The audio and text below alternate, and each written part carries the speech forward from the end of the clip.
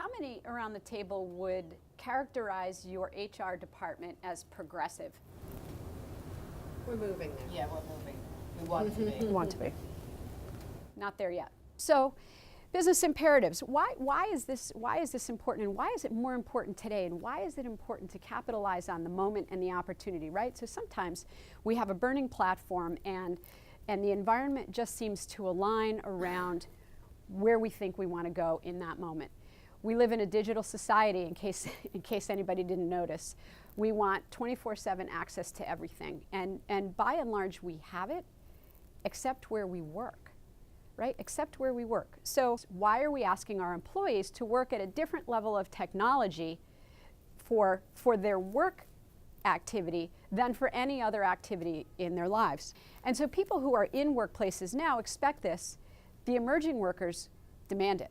So we want to be a progressive, modern organization, and one of the ways to do that is to be technologically contemporary. We have to figure out what's the problem we're trying to solve.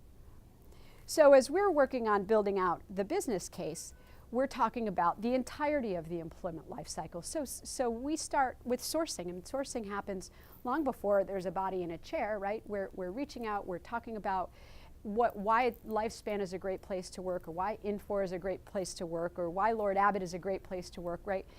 We want to sell a message, but then we want to be able to empower people to move through the system with alacrity, to be contemporary when it comes to technology, to meet people where they are, and then move them along through their career at our respective organizations. We at Lifespan, and this again speaks to what I think contemporary HR looks like, are saying, okay, if we can rationalize the transactional activity, in other words, centralize and lower our transaction costs, that frees our business consulting resources to be just that, business consulting resources. They can bring business intelligence to a conversation, and they're not just moving the paper from point A to point B. My role, I get into those conversations a lot of times trying to help organizations quantify and put together that business case. And it's the change management. It's uncomfortable. We've operated this, it's working, people are getting paid, you hear that, right? They're getting paid, aren't they? And a lot of groups will look at as an IT project. These are not IT projects. And that's the first thing that I tell them. Get that out of your mind. This is not an IT project. It's not even an HR project necessarily. This is about the entire organization and striving for what I refer to as operational excellence, right? Because everything that we do in HR may touch every single individual in the organization, and sometimes 2 or 3 times. They're an employee, they're a manager, they may also work in HR, they might work in benefits. And so we've got to account for how do we help them get over that feeling of uncomfortable change. So, a couple things that when you start talking about why are we going to do this and what does it mean to the organization, look at targeting efficiencies for savings, and what are we talking about for savings?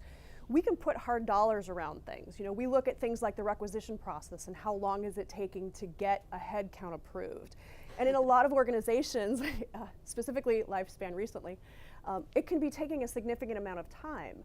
Processes that get put into place sometimes for controls, right? We're controlling budget, we're controlling head count. Over time, you outgrow them, but the process never changes, and it becomes so inefficient, it starts to strangle the organization. A lot of organizations, I always love to ask this question. Do you give your people the performance appraisal at the start of the performance cycle so that they know what's expected of them, or do you just go in there at the last minute and go, here's your appraisal, I wrote it out, right? How do I live up to that if I don't know what's expected of me, right? So it's kind of flipping our traditional thinking of how we do these HR processes and getting that talent motivation that we talked about, and having them understand, really how to engage across the organization. Every department that we think about, myself and my counterpart on the supply chain finance side, we often go in and do assessments, and we're looking for where those efficiencies are, and we kind of joke about, we'll find enough money in supply chain to pay for the HR system. And being able to look for those waste pieces that are happening, we can find some pretty significant dollars at times. And then of course the warehousing and logistics, and then managing the demand, making sure that we do have the Band-Aid to get into the ER, for example. So it's all across the organization. Anybody know what the 7 most expensive words in business are? Yeah. That's it. That's it. That's exactly right. Yeah. If you go to the next slide, yeah, there it is. We've always done it that way. Woohoo! Why shared services? Do people in their organizations have shared services models? Right, where you've got distributed operations, but there are services that are shared. So we see IT, supply chain, HR, and finance are generally the common shared services across industries. Why is there value in shared services? They're efficient. So what does that mean? It means it drives down the costs. It means standardization, right? So standardization generally lends itself to consistent business practices and processes across the breadth, how big or how small, doesn't matter. So whatever your industry, it's important to know what's driving your industry. What are you in the business of doing, and why does it matter? Because if you can't answer that question, then you can't help the talent in your organization answer that question. And then I would ask, then why are you doing what you're doing? People have different change tolerance, right? Some people are change agents and some are resistors, and we know that most people are somewhere on the spectrum in between. But we've got to be able to tell the story. Talk to your manager when you're having an issue. It gets back to who are the managers managing. It's the who, not the what. They're managing people. And I think we work in organizations where we're so quick to pick up our device or send an email. We've lost the art of actually talking to each other and solving a problem. And by bringing those folks together, when we're there on site, we walk right through that group and they're working with each other and they're happy. I said, it's a joy to kind of see that group working day to day. They're smiling, they're getting things done. And at the end of the day, we really just want to feel accomplished, right? And they're doing that because they do have that collaboration. We've taken down that wall of silence. People have asked me, my team has asked me, so they say to me, when will we be done changing?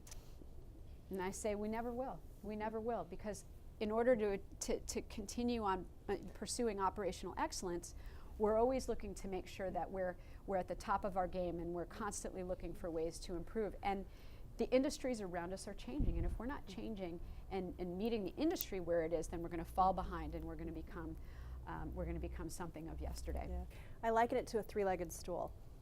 It's the people, the process, and the products to support it. And if you don't look at all three of those, it falls apart. Yep. The importance of building grassroots political support for your agenda, right? Go out and socialize what you want to do. Ask people, hey, what do you think of this? We want to try that. What do you think? Where do you think it will work? What do you think the barriers are? And I've used that ever since then. We pull people on our thought teams from people who are naysayers. They're the people with the best information, right? Who are our naysayers? Who are the people who either want us to fail, overtly or covertly, or are just, the people who are loudly vocal about why this can never work, we've always done it this other way, all this kind of things. It's the most valuable feedback we can get when we're engaged in a change initiative. We need stakeholders, we need support. It always starts at the top, so a lot of my work is at the top of the organization, figuring out who my allies and my adversaries are at that level and working on those folks. And then finding our change champions, right? The whole change management strategy is critical. So this is our model, and in its simplest form, what we're trying to do is centralize all of the transactional work, right? So we're building out a call center. We call it our HR Solutions Center, shamelessly taken from Hershey, where we called it our HR Solutions Center. So people like that, and so that's where we want the majority of the activity to go, right? So part of our challenge is to teach our business partners to speak in the language of their clients, not in the language of HR, and I think that's really, really critical. The message to take away from today is to go back and look at that strategy, right? Start having those strategic conversations. I think some of you have already started doing that. Figuring out what the organizational outcomes are that you're going to be tracking to, and really having those conversations broadly to be able to determine what that journey is going to look like. And sometimes they're uncomfortable conversations, right? One of the important things is, as you go down this journey with the technology, is being able to communicate the meaning for everybody, right? What does it mean for leadership? What does it mean for managers? What does it mean for employees? What does it mean for those folks in HR that have now come into a shared services organization? Figure out what that message is and tie that to your roadmap of technology. A lot of the things that we talked about today, I've been talking about for about 10 years, and we now have the technologies to be able to do the things that we've been talking about, The harder part is getting the organizations to change.